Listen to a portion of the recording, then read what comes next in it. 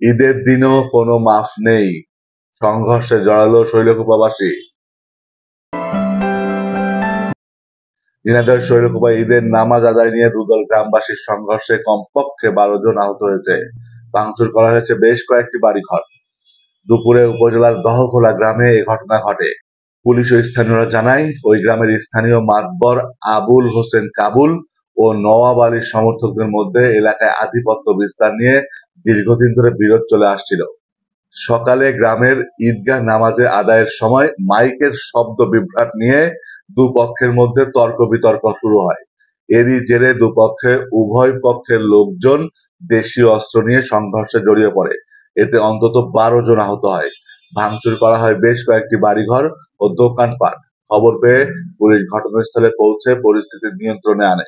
শৈলকুপা থানা পুলিশ জানায়, এলাকায় উত্তেজনা থাকায় পুলিশ মোতায়েন করা হয়েছে। আহতদের উদ্ধার করে শৈলকুপা উপজেলা স্বাস্থ্য কমপ্লেক্স ও ঝিনাইদহ সদর হাসপাতালে ভর্তি করা হয়েছে। এই ঘটনায় এখনো কোনো মামলা হয়নি, কাউকে আটকও করা যায়নি।